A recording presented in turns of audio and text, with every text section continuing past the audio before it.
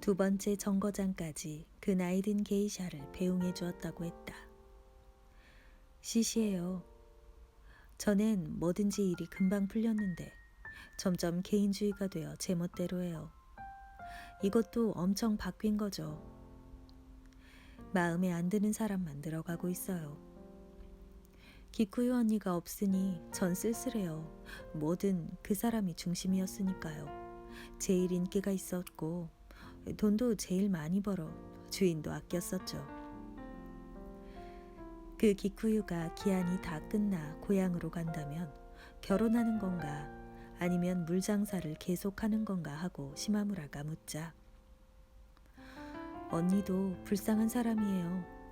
전에 한번 결혼에 실패하고서 여기로 왔어요. 하고 고마코는 다음 말을 얼버무리고 잠시 머뭇거리다가 달빛이 내리는 경사진 밭을 내려다보며, 저기 언덕 중간쯤에 새로 지은 집이 보이죠? 기쿠무라라는 요리집?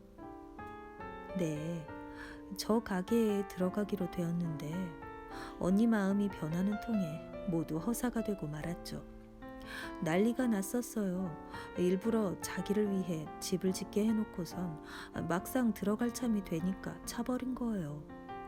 따로 좋아하는 사람이 생겨 그이와 결혼할 맘이었는데 언니가 속았던 거죠. 한 번 빠지면 그렇게 되는 건가요? 그 남자에게 버림받았다고 뒤늦게 원래대로 돌아가 가게를 맡겠어요? 할 수도 없는 노릇인데다 창피해서 이 고장에는 더 이상 있을 수도 없으니 다시 다른 데서 돈벌이를 시작하려는 거예요. 생각하면 가여워요. 자세한 건 우리도 잘 모르지만 여러 사람이 있었나 봐요. 남자가 말이지? 된 명이나 있었나? 글쎄요. 하고 고마코는 웃음을 띠며 슬쩍 얼굴을 돌렸다. 언니도 마음이 약한 사람이었어요. 겁쟁이죠. 도리 없지. 그래도 그렇지 않잖아요. 사랑받았다는 게 뭔가요? 고개를 숙인 채 머리꼬지로 머리를 긁었다. 오늘 배운 갔다가 마음이 아팠어요. 그래서 새로 지은 가게는 어찌 됐나? 본처가 와서 하고 있어요. 본처가 오다니 그거 재미있군. 개업 준비까지 완전히 끝난 상태였으니까요. 그렇게라도 해야겠죠. 아이들도 모두 데리고 본처가 옮겨왔어요. 집은 어쩌고? 할머니가 혼자 남으셨대요. 주인은 원래 농사꾼인데 놀기를 좋아하나 봐요. 재밌는 사람이죠. 한량이로군. 꽤 나이가 들었겠지? 젊어요. 32~33살쯤? 오호, 그렇다면 본처보다 첩이 연상이겠는걸? 27 동갑이에요. 기쿠무라라는 이름은 기쿠유의 기쿠겠지? 그걸 본처가 떠맡다니. 한번 내건 간판을 다시 바꿀 수도 없어서겠죠. 시마무라가 옷깃을 여미자 고마코는 일어나 창을 닫았다. 언니는 당신을 잘 알더군요. 오셨더라며 오늘도 알려주었어요. 인사하러 들른 걸 사무실에서 봤지. 뭐래요? 아무 말도. 제 기분이 어떤지 아세요? 하고 고마코는 방금 닫은 창을 활짝 열어 창턱에 몸을 내던지듯 걸터 앉았다. 한참 후에 시마무라는 별빛이 도쿄와는 전혀 다르군. 공중에 떠 있는 것 같아. 달밤이라 그렇지도 않아요. 올해 눈은 엄청났죠. 기차가 자주 불통이었다지? 네, 무서울 정도로. 자동차가 다닌 게 예년보다 한 달이나 늦어져 5월이었어요. 스키장 매점 보셨죠? 그 2층으로 눈사태가 몰아쳤는데 밑에 있던 사람들은 그것도 모르고 이상한 소리가 나니까 쥐가 돌아다니나 보다 했죠. 부엌에 가봐도 아무 일 없기에 2층에 올라가니 온통 눈투성이었던 거예요. 덧문이고 뭐고 다 눈에 쓸려가 버렸어요. 표층 눈사태라는데 이걸 라디오 방송으로 크게 떠들어대니 겁을 먹고서 스키 손님들이 오지 않아요. 올해는 아예 안탈 작정으로 지난 연말에 스키를 남줘버렸어요. 그렇긴 해도 두세 번은 탔던가. 저 변한 거 없어요? 선생님이 죽고 어떻게 지냈나? 남의 일엔 신경 쓰지 마세요. 2월엔 분명히 여길 와 기다렸어요.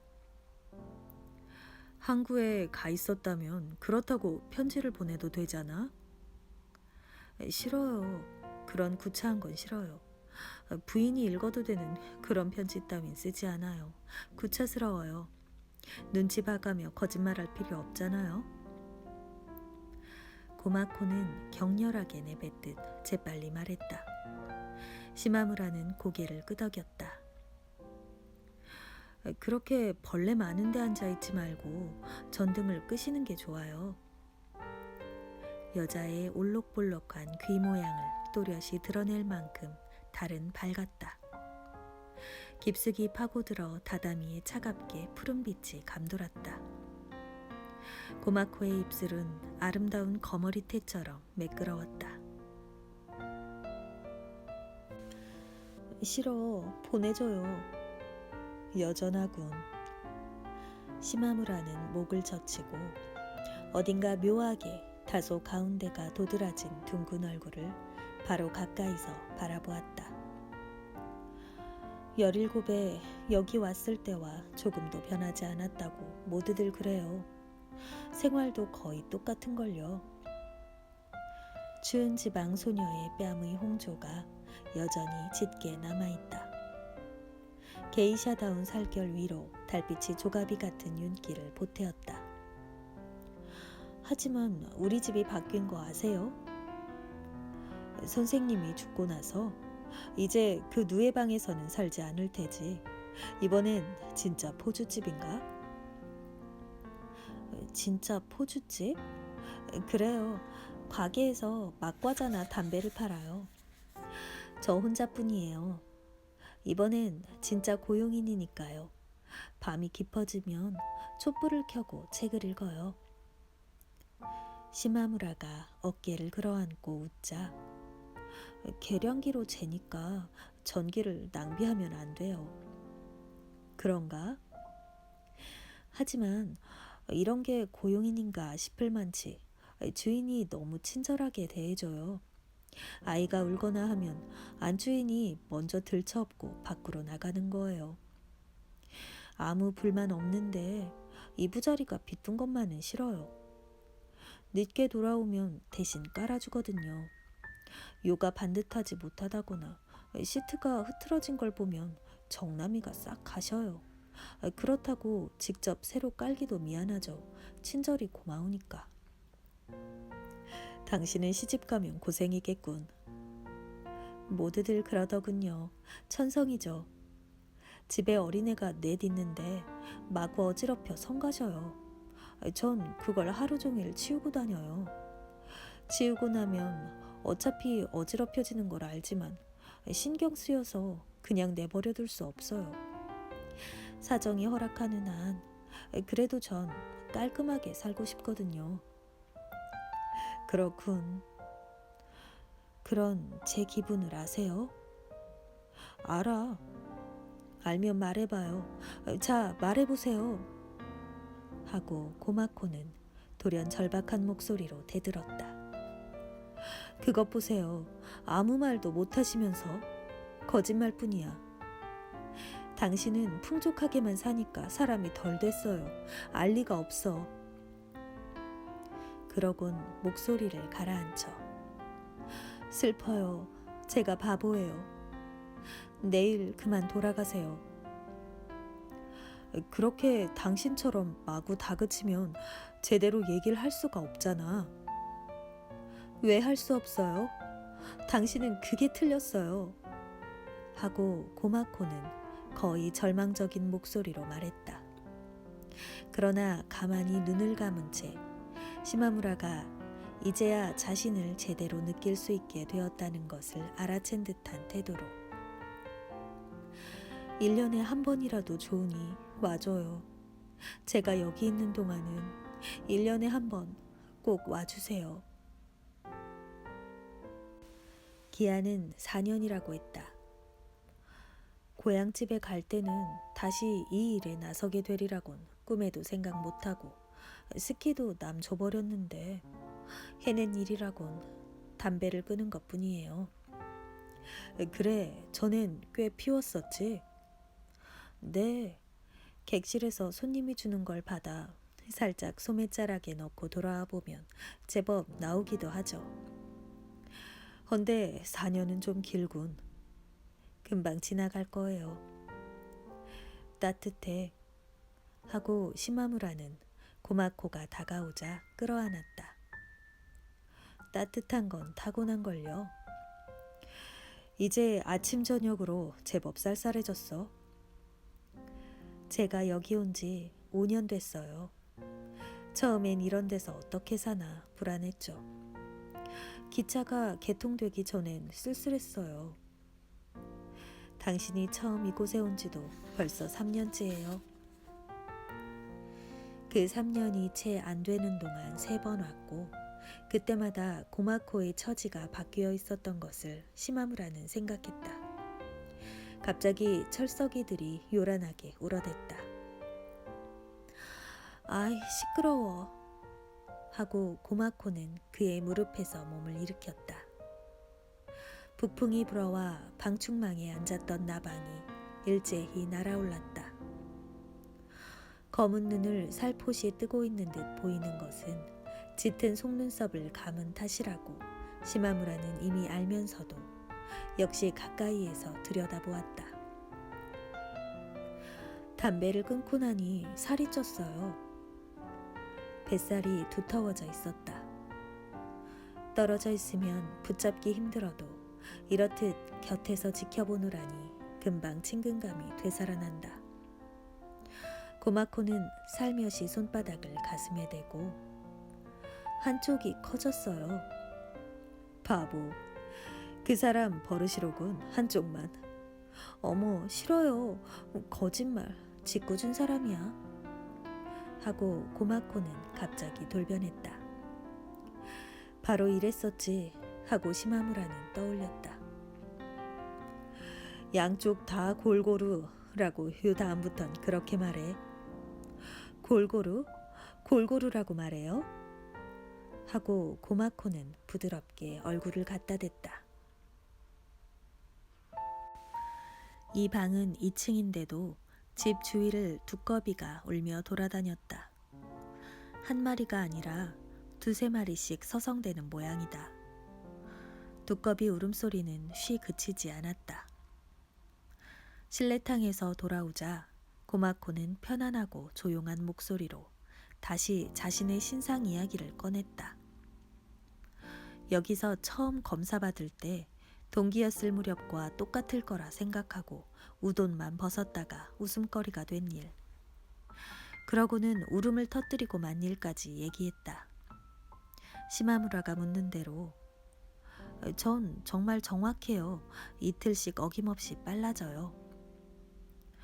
그래도 객실로 나가는데 별 문제는 없을 테지? 아니, 그런 것도 하세요? 몸을 덮여준다는 유명한 온천에 매일 들어가는 데다 옛 온천과 새 온천 사이의 술자리에 불려다니다 보면 심리식을 걷게 되는 셈이고 밤샘을 거의 않는 산골 생활이라 건강하고 탄탄한 몸집이긴 했으나 게이샤들이 흔히 그러하듯 허리가 잘록한 편이었다. 좁으면서 도톰했다. 그러면서도 시마무라가 이끌려 멀리서 찾아올 정도의 여자라는 사실은 애처로운 구석이 있었다. 저 같은 여잔 아이를 가질 수 없을까요? 하고 고마코는 순진하게 물었다. 오직 한 사람과 사귀고 있으면 부부나 마찬가지가 아니겠냐는 것이었다. 고마코에게 그런 사람이 있다는 것을 시마무라는 처음 알았다. 17살 때부터 5년째 사귄다고 했다. 시마무라가 전부터 의아스러워했던 고마코의 무지와 무경계가 이제 이해되었다. 동기 때 몸값을 치러 빼내준 사람과 사별한 뒤 항구로 돌아가자마자 그 이야기가 나온 탓인지 고마코는 처음부터 줄곧 그 사람이 싫었고 여태 서먹서먹한 느낌이라고 했다. 5년이나 지났으면 상당한걸? 헤어질 기회는 2번이나 있었어요. 여기서 게이샤로 나설 때와 선생님 집에서 지금 집으로 옮길 때. 하지만 의지가 강하질 못해요. 정말이지 의지가 약해요. 그 사람은 항구에 있다고 했다. 그 동네에 있으면 불편할 테니까 선생이 이 마을에 올 때 함께 맡겨보겠다는 것이다. 친절한 사람인데 한 번도 몸을 허락할 마음이 내키지 않는 게 슬프다고 했다. 나이차가 많아 가끔씩밖에 오지 않는다고 했다. 어떻게 하면 관계를 끊을 수 있을까? 아주 못된 짓을 저질러 버릴까 하고 덜어 생각하죠. 정말 그렇게 생각할 때가 있어요. 못된 짓은 좋지 않아. 못된 짓은 못해요. 역시 천성이라 안 돼요. 전 살아있는 제 몸을 사랑해요. 하려고 마음만 먹으면 4년 기한이 2년도 될 수 있지만 무리는 안 해요. 몸이 소중하니까. 무리하면 돈은 엄청 벌겠죠. 기한제니까 주인에게 손해만 안 끼치면 돼요.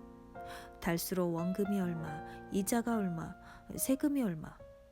거기다 제 생활비를 계산해 넣으면 금방 알 수 있죠. 그 이상 너무 무리해서 일할 필요는 없어요. 귀찮은 술자리라 싫으면 곧바로 돌아와 버리고 단골 손님이 지명한 게 아니면 여관에서도 밤늦게 부르러 오지 않죠.